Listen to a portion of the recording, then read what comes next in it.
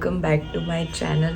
અગર તમે મારું વ્લોગ ફર્સ્ટ ટાઈમ જોઈ રહ્યા છો તો મારું નામ છે મૈત્રી ત્રિવેદી અને હું વ્લોગ બનાવું છું ફન, ફેમિલી અને ટ્રાવેલ રિલેટેડના. તો સબસ્ક્રાઈબ કરવાનું ભૂલતા નહીં. સો આઈ એમ બેક અને હું આજે જઈ રહી છું પંચમહોત્સવ જોવા. તો મેં વિચાર્યું કે હું તમને બધાને પણ બતાવું કે આ વખત કોણ આવવાનું છે, કેવું ડેકોરેશન કર્યું છે and all. So let's go. વિચારું છું આ જેકેટ પહેરવાનું આની ઉપર, કેમ કે ત્યાં બહુ ઠંડી લાગશે. સો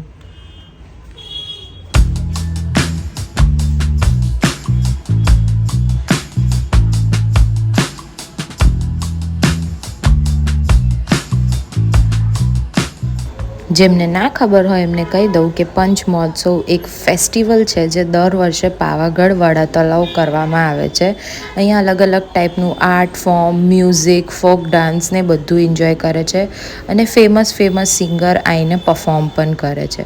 અહીંયા આખી હિસ્ટ્રી બતાવી છે કે ચાંપાનેરની આર્કિયોલોજીકલ સાઇટ શું છે શું નહીં. તો આ વખત અહીંની આખી થીમ જે છે ફૂલ વિલેજ વાઇબવાળી હતી. એ તમે જોઈ જ શકો છો કેવું અહીંયા આર્ટવર્ક આખું પેપરનું બનાવેલું છે લિટરલી. અને અહીંયા પછી અમે બધાએ મેસેજ લખ્યો અને ઓફકોર્સ ગેસ કે મેં શું લખ્યું હશે કમેન્ટ્સમાં. તો હવે આપણે આવી ગયા છે અહીંના માર્કેટમાં, જે અહીંયા ટિપિકલ યુઝ્યુઅલી અહીંયા બધું અલગ અલગ ગામડાની વસ્તુઓ વધારે હોય છે. કે કોઈ મેડિસિન છે, હર્બલ મેડિસિન, કોઈ જાતે ઊનના કપડાં બનાવીને અહીંયા સેલ કરતું હોય છે. અને તમે જોઈ શકો છો કે આખી વિલેજ વાઇબવાળું ઝૂંપડા ટાઈપ અહીંયા આ વખત થીમ હતી અને લિટરલી બહુ જ મસ્ત ડેકોરેશન હતું આ વખત. 10 આઉટ ઓફ 10. આટલું સારું તો છેલ્લા ખાસા 5-6 વર્ષથી થાય છે, પણ આ વખતનું ડેકોરેશન બહુ જ મસ્ત હતું. અને અહીંયા ફ્રીમાં સિંગર્સ આવીને પરફોર્મ કરતા હોય છે અને આવી રીતે લોકો બેસીને પણ એન્જોય કરે છે. આ વખત ખાસા મોર ધેન 100 સ્ટોલ્સ હોય છે અને આ અંકલ અહીંયા ફ્રીમાં બધાને પોટ્રી કરાવતા હતા. ઓફકોર્સ લોકોએ એમને ફ્રી હતું, બટ સ્ટીલ અમુક લોકોએ 10-20 રૂપિયા એમને આપ્યા હતા. એના પછી લુક એટ ધ સનસેટ, કેટલું મસ્ત લાગે છે. અને અમે ચાલતા પછી શાંતિથી અહીંયા જઈને બેસી ગયા અને મસ્ત સોંગ એન્જોય કર્યું. પછી બધાને ભૂખ લાગી હતી તો અમે ત્યાંથી ફૂડ કોર્ટમાં આવી ગયા. અને આ વખત ફૂડ કોર્ટનું ડેકોરેશન પણ બહુ ક્રેઝી કર્યું છે. લુક એટ ધીસ, મતલબ એન્ટ્રી જુઓ ખાલી, આટલું મસ્ત ડેકોરેટ કર્યું છે. અને અંદર પણ બધું અમ્બ્રેલાઝ એન્ડ ઓલ લગાવ્યું છે. સો અમે બહુ થાકી ગયા હતા ફરીને, ઊભા વધારે થાક લાગ્યો. સો એના પછી અમે લોકોએ પેટ પૂજા કરી અને અહીંયા બધા જોઈ રહ્યા હતા કે શું ખાવું છે અને શું નહીં. એના પછી અમે લોકોએ પાપડીનો લોટ ખાધો અને અહીંયા આવીને પ્લીઝ અડદના ભજીયા ટ્રાય કરજો. સો ફૂડ આઉટ ઓફ 5 3 આપીશ. પછી અમે લોકોએ કોન ખાધો અને પછી નાઇટ વાઇબ્સ જુઓ, કેટલું ક્રેઝી લાગે છે યાર. મતલબ બહુ મજા આવી સાચે. અને પછી અમે જેવા બહાર નીકળ્યા ત્યારે પબ્લિક જો, ઓ માય ગોડ, ગજબ.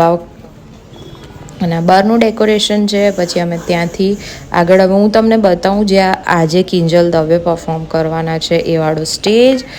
સો અમે લોકો ત્યાં જોવા ગયા હતા. ત્યાં અહીંયા અલગ અલગ પ્રોગ્રામ્સ ચાલી રહ્યા હતા નાના છોકરાઓના. તો અહીંયા આજે કિંજલ દવે પરફોર્મ કરવાના છે અને લુક એટ ધ પબ્લિક અત્યારથી જઈને બેસી ગયા છે. અને આ વખતે લિટરલી આખા વડા તલાવ આગળ પાછળ પણ બહુ જ સારું એવું ડેકોરેશન કર્યું હતું. લુક એટ ધ લાઇટિંગ, મતલબ પૈસા વસૂલ. આમ તો ફ્રી હોય છે બટ સ્ટીલ ગવર્મેન્ટે આ વખત ખાસો ખર્ચો કર્યો છે લિટરલી.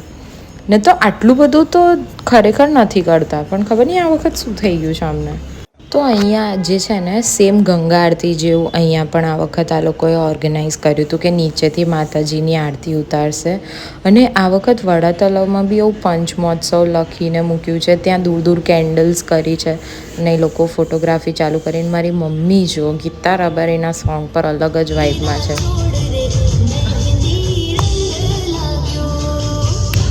પછી ત્યાંથી નીકળીને અમે લેકના બીજી સાઈડ ગયા અને ત્યાં પણ સારું એવું ડેકોરેશન આ લોકોએ કર્યું હતું. એટલું મસ્ત લાગી રહ્યું હતું ને.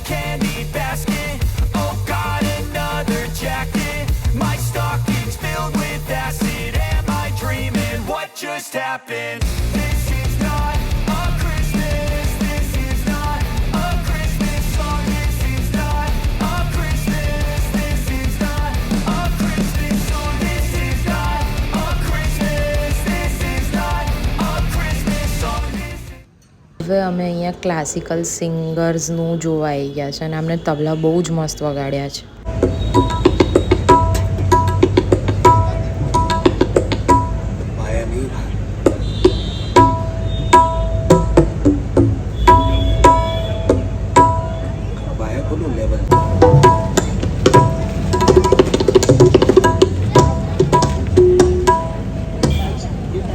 મસ્ત વસ્તુ બતાવો હસતાના.